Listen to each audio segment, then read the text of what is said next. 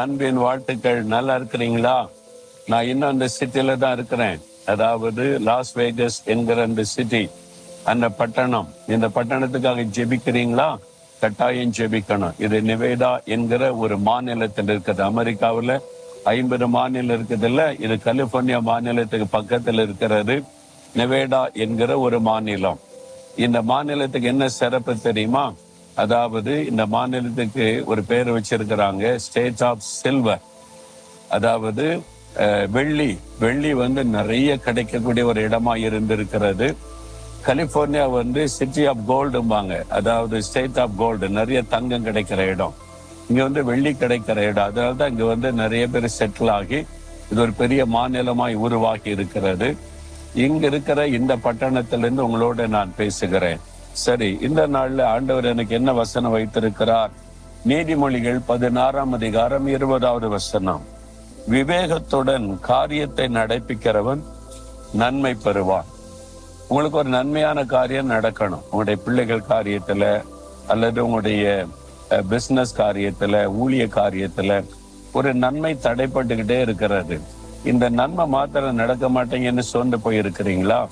விவேகத்தோடு காரியத்தை நடப்பிக்கிறவன் அவன் நன்மை பெறுவான்.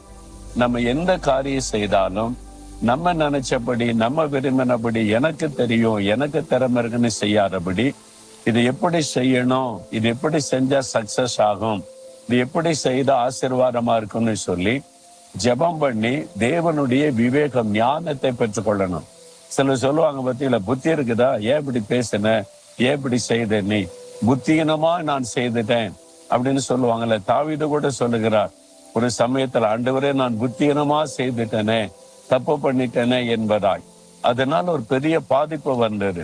அதனால விவேகத்தோட செயல்பட்டாதான் நன்மையானதை நீங்கள் பார்க்க முடியும். அல்லது நீங்கள் எதிர்பார்க்கிற நன்மை விட தீமை அதிகமாக்கிவிடும். நீங்க செய்யற காரியத்துல விவேகம் அவசியம். அந்த விவேகம், புத்தி, ஞானத்தை தருகிறவர் கர்த்தர். அவரை விசுவாசித்து, ஆண்டவரே உம்முடைய ஞானத்தை எனக்கு தாங்க, இதை நான் எப்படி செய்யணும்னு கேட்கணும். இப்ப ஆண்டவர் எனக்கு ஒரு ஊழிய திட்டம் கொடுக்குறான்னு வைங்களேன், இதை நீ செய்யணும் அப்படின்னு சொன்னா உடனே உட்கார்ந்து நான் யோசித்து அப்படி செஞ்சிடலாம், இப்படி செஞ்சிருவோமா அப்படின்லாம் நினைக்கிறது இல்லை. அதை எப்படி செய்யணும் ஆண்டவரே, நான் என்ன செய்யணும், எப்படி ஆரம்பிக்கணும், எப்படி கொண்டு போகணும், உம்முடைய மனசுக்கு அதை சொல்லுங்க. அதுக்கு காத்திருந்து ஜெபிக்கும் போது ஸ்டெப் பை ஸ்டெப் ஆண்டவர் சொல்லுவார். முதல்ல ஜெபம் பண்ணு. இந்த காரியத்தை தடுக்கிறதுக்கு என்னென்ன காரியம் வரும் அதெல்லாம் முதல்ல ஜெபத்தினால நீ முறியடிக்கணும். முதல்ல ஜெபம் பண்ணு. அப்புறம் இந்த மாதிரி ஆட்களை கண்டுபிடி, அவங்களை என்னென்ன நிறமையில உட்கார வைத்து அவங்களை இன்னென்ன மாதிரி செய்ய வை. இந்த மாதிரி ஸ்டெப் பை ஸ்டெப்பா செய்யும் போது காரியம் சக்சஸ் ஆகும். அதே மாதிரி நடக்கிறது. அதனாலதான் ஆண்டவர் சொல்ல, விவேகம், இந்த ஞானம் ரொம்ப அவசியம். நான் எனக்கு தெரியும் அப்படின்னு பெருமையில செய்து நிறைய மாட்டிக்கிட்டீங்க, நிறைய தோல்வி, நிறைய ஏமாற்றம், நிறைய தடைகள்.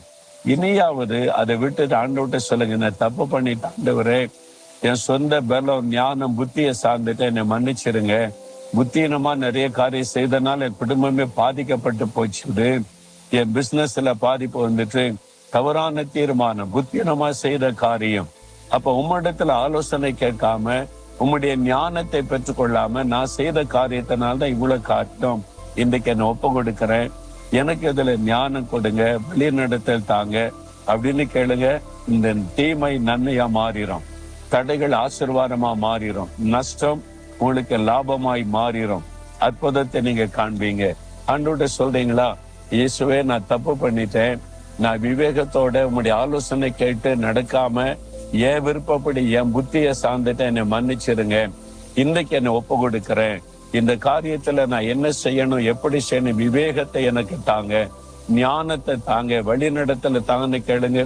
இன்றைக்கு அதுக்கு ஒரு சொல்யூஷன் ஆண்டவர் தந்துருவார். பாருங்களேன். சொல்லுங்க, ஆண்டவரே நான் புத்தீனமாய் செய்த காரியத்தை மன்னிச்சிருங்க, சுயமா யோசித்து செய்த காரியத்தினால் வந்த விளைவுகளை மன்னிச்சிருங்க. இன்றைக்கு உங்களுடைய ஞானத்தை கொடுங்க, வழிநடத்தலை தாங்க, விவேகத்தோட நான் செயல்பட எனக்கு உதவி செய்யுங்க. இயேசுவின் நாமத்தில் ஆமென்.